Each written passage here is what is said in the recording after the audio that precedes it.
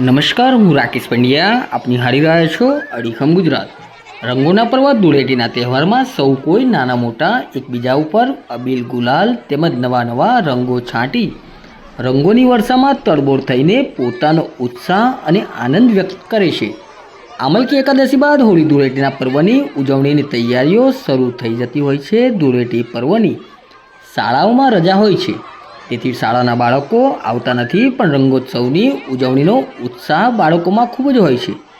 બાળકોના ઉત્સાહ અને ઉમંગમાં રંગ પૂરતા લુણાવાડાની શ્રી એસકે હાઈસ્કૂલ શાળા પરિવાર દ્વારા ધૂળેટી અગાઉ રંગોત્સવની ઉજવણી કરવામાં આવી હતી.